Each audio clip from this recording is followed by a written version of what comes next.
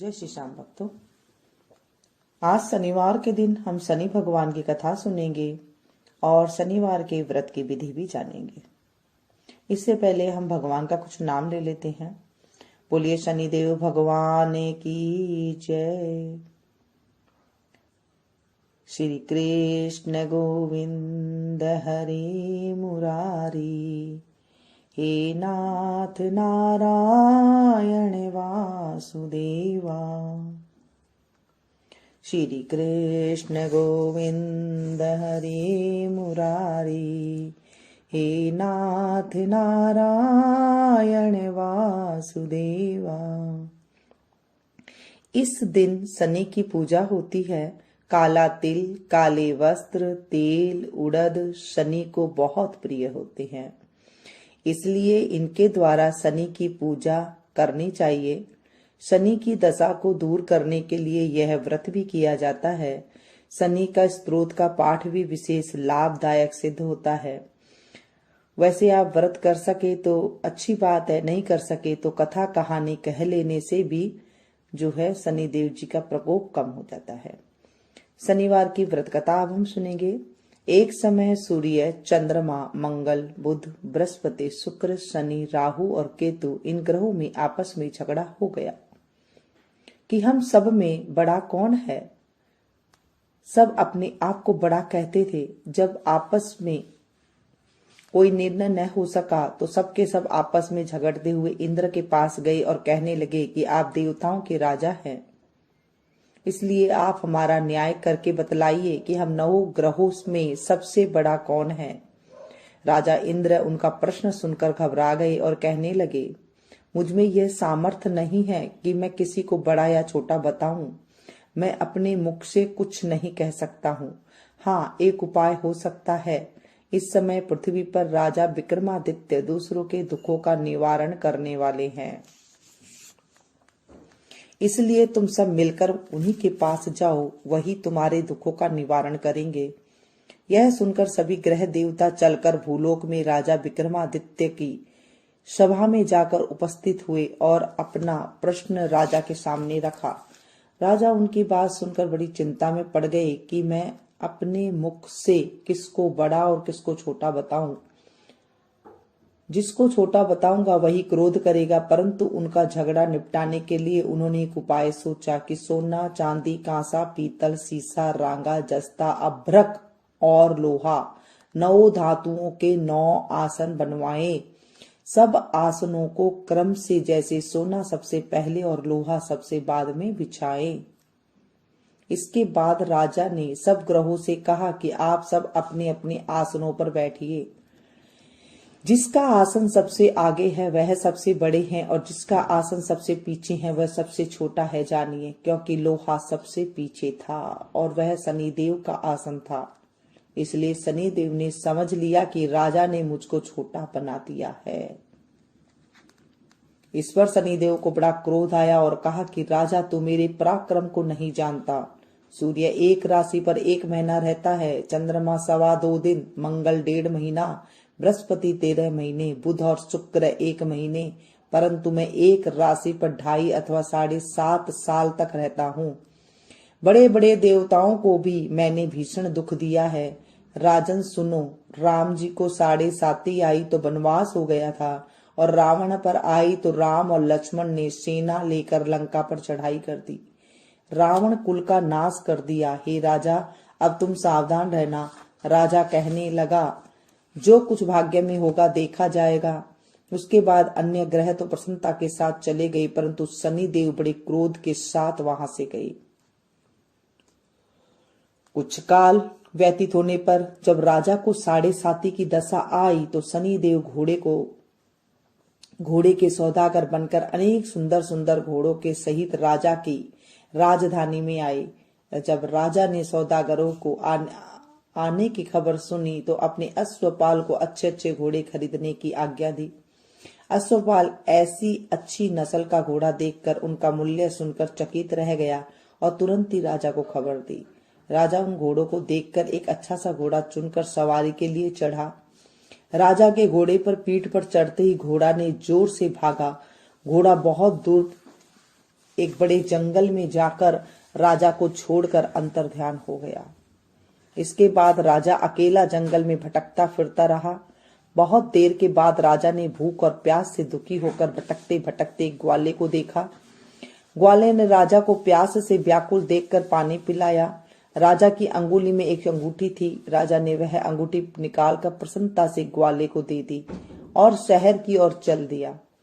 राजा शहर में पहुंचकर एक सेठ की दुकान पर जाकर बैठ गया और अपने आप को उज्जैन का रहने वाला तथा अपने नाम वीका बताया। सेठ ने उसको एक कुलीन मनुष्य समझकर जल आदि पिलाया।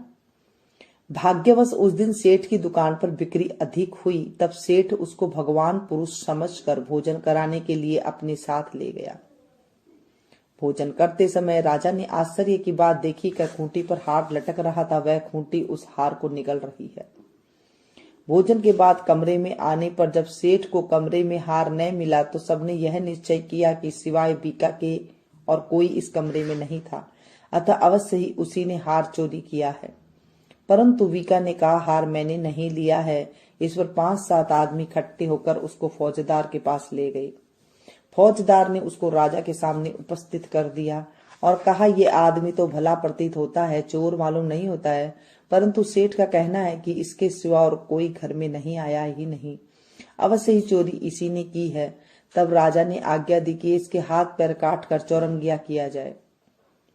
राजा की आज्ञा का तुरंत पालन किया गया और वीका के हाथ पैर काट दिए गए।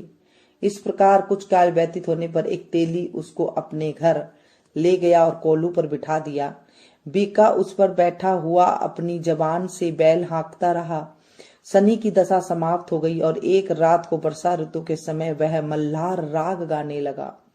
उसका गाना सुनकर उस शहर के राजा की कन्या उस राग पर मोहित हो गई और दासी को खबर लाने को भेजा कि शहर में कौन गा रहा है। दासी सारे शहर में फिरते फिरते क्या देखती है कि तेली के घर चौरंगिया राग गा रहा है। दासी ने महल में आकर राजकुमारी को सब वृतांत सुना दिया। बस उसी क्षण राजकुमारी ने अपने मन में यह प्रण कर लिया कि चाहे कुछ भी हो जाए, मुझे उस चौरंगिया के साथ विवाह करना है। प्रातःकाल होते ही जब दासी ने राजकुमारी को जगाना चाहा तो राजकुमारी अनशन व्रत लेकर पड़ी रही। तब दासी ने रानी के पास जाकर राजकुमारी के न उठने का वृत्तांत कहा। रानी ने तुरंत ही वहां जाकर राजकुमारी को जगाया और उसके दुख का कारण पूछा तो राजकुमारी ने कहा, माँ, मैं यह प्रण कर लिया है कि तेली के घर में जो चौरंगिया है उसी के साथ विवाह करूंगा। माता ने कहा, पगली, यह क्या बात कर रही है? तेरा किसी देश के राजा के साथ विवाह किया जाएगा। राजकुमारी कहने लगी, माँ, मैं अपना प्रण कभी नहीं तोड़ूंगी। माता ने चिंतित होकर यह बात राजा को बताई। तब राजा ने भी आकर समझाया, मैं बड़ी देश देशांतर में अपने दूत भेजकर सुयोग्य रूपवान एवं बड़े से बड़े गुणी राजकुमार के साथ तुम्हारा विवाह करूंगा। ऐसी बात तुमको कभी नहीं सोचनी चाहिए। राजकुमारी बोली, पिताजी, मैं अपने प्राण त्याग दूंगी, परंतु किसी दूसरे से विवाह नहीं करूंगी। इतना सुनकर राजा ने क्रोध से कहा, यदि तेरे भाग्य में ऐसा ही लिखा है तो जैसी तेरी इच्छा वैसा ही कर। राजा ने तेली को बुलाकर कहा, तेरे घर में चौरंगिया है, उसके साथ मैं अपनी कन्या का विवाह करना चाहता हूँ। तेली ने कहा, यह कैसी हो सकता है? कहाँ आप हमारे राजा और कहाँ मैं नीच तेली। परंतु राजा ने कहा, भाग्य में लिखे कोई नहीं टाल सकता। अपने घर जाकर विवाह की तैयारी करो। राजा ने उसी क्षण तोरण और बंदरवार लगवाकर अपनी राजकुमारी का विवाह चौरंगिया विक्रमादित्य के साथ कर दिया। रात्रि को जब विक्रमादित्य और राजकुमारी महल में सोए तो आधी रात के समय शनिदेव विक्रमादित्य को सपने में दिया, राजा, कहो मुझको छोटा बतलाकर तुमने कितना दुख उठाया। राजा ने क्षमा मांगी। शनिदेव ने प्रसन्न होकर विक्रमादित्य को हाथ पैर दिए। तब राजा ने कहा, महाराज, मेरी प्रार्थना स्वीकार करे। जैसा दुख आपने मुझे दिया है ऐसा और किसी को न दे। शनिदेव ने कहा, तुम्हारी यह प्रार्थना स्वीकार है। जो मनुष्य मेरी कथा सुनेगा या कहेगा उसको मेरी दशा में कभी किसी प्रकार का दुख नहीं होगा, और जो नित्य ही मेरा ध्यान करेगा या चींटियों को आटा डालेगा उसके सब मनोरथ पूर्ण करूंगा।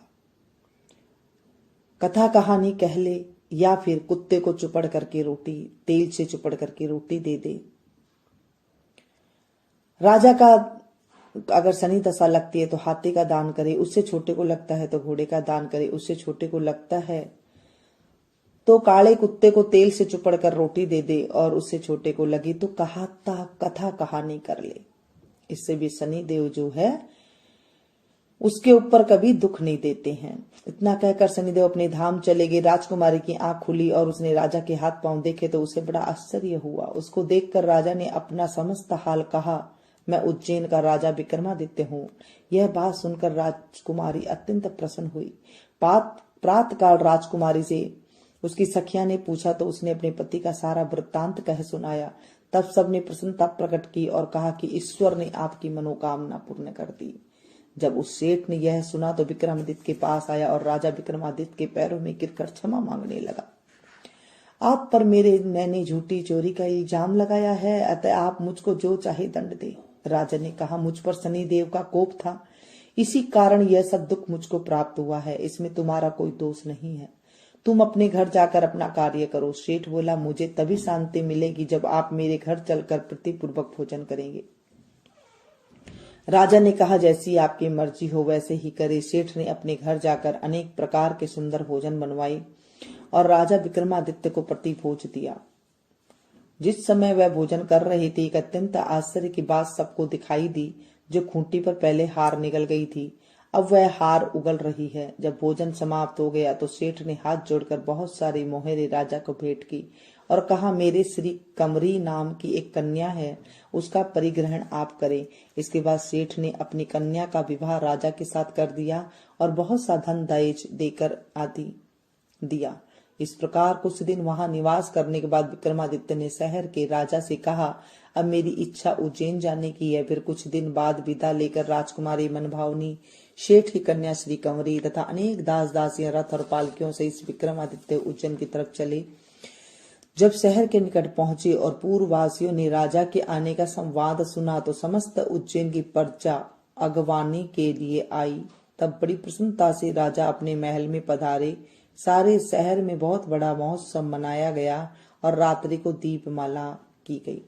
दूसरे दिन राजा ने शहर में यह घोषणा करवाई, शनि देवता सब ग्रहों में सर्वोपरि है। मैंने इनको छोटा बताया था, इसलिए मुझको यह दुख प्राप्त हुआ।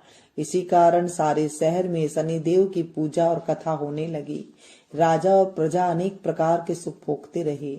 जो कोई शनिदेव की इस कथा को पढ़ता है या सुनता है, उसके शनिदेव की कृपा से सब दुख दूर हो जाते हैं।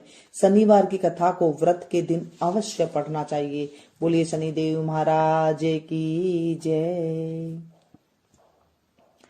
शनिश्चर बाबा सूरज के अवतारी, शनिश्चर बाबा हम हैं तेरे पुजारी। शनिश्चर बाबा हम हैं तेरे प्राणी। शनिश्चर बाबा रखियो लाज हमारी। गंगा लागा जमुना लागा, लागा नदियां सारी। समंदर कैसा लागा, खारा तो कर दिया पानी। शनिश्चर बाबा सूरज के अवतारी। राम लागा लक्ष्मण लागा, लागा सीता नारी। रावण के तो ऐसा लागा, लंका तो फूंक दे सारी। शनिश्चर बाबा सूरज के अवतारी। कौरव लागा पांडव लागा, लागा द्रौपदी नारी। दुर्योधन कैसा लागा, कुनबा तो फूका सारा। शनिश्चर बाबा सूरज के अवतारी। राजन लागा प्रजन लागा, लागा हरिश्चंद्र नारी। हरिश्चंद्र कैसा लागा, नीचे घरो भर पानी। शनिश्चर बाबा सूरज के अवतारी। धरती न लागा अंबर लागा, लागा 9 लख तारे। चांद सूरज कैसा लागा, ग्रहण पड़ा अति भारी। शनिश्चर बाबा सूरज के अवतारी। जय जय रवि नंदन, जय दुख भंजन, जय जय शनि हरे। जय भुजचारी धारणकारी दुष्ट दलन। जय जय रविनंदन जय दुख भंजन जय जय शनि हरे। तुम हो ये कुपित नित करत दुखित धनिको निर्धन। तुम घर अनुपयम का स्वरूप हो करत बंधन। तब नाम जो दस तो ही करत सो बस सो जो करे रटन। महिमा अपार जग में तुम्हारा जपते देवतन। तब नैन कठिन नित बरे अगिन भैंसा वाहन। प्रभु तेज तुम्हारा अति ही करारा जानत सब जान। प्रभु सन्निधान से तुम महान से होते हो मगन। प्रभु उदित नारायण शीस नवायन धरे चरण। जय जय रविनंदन जय दुख भंजन जय जय शनि हरे। जय जय शनि हरे। बोले शनिदेव जी महाराज की जय। शनिश्चर देव महाराज की जय। इस तरह से आज हमने शनिदेव महाराज की कथा सुनी, भजन गाया और आरती करी। इस कथा को आप ज्यादा से ज्यादा शेयर करें, क्योंकि जब हम कथा को किसी को सुनाते हैं तो हमारे ऊपर भी जो है कष्ट होते हैं वो दूर हो जाते हैं। हम कथा को सुनते हैं, सुनाते हैं, हुंकारा भरते हैं, तो हमारे जीवन में जब शनि दशा आती है तो शनि का क्रूर प्रभाव हमारे ऊपर नहीं पड़ता है और हम अच्छे से, जो शनि दशा होती है वो अच्छे से निकल जाती है, कोई दिक्कत नहीं आती है। तो इसलिए आप इसे अगर पसंद आई तो इसे ज्यादा से ज्यादा अपनों के साथ शेयर कीजिएगा, ताकि उनको भी लाभ मिल सके और आपको भी जो है कथा सुनाने का पुण्य मिले।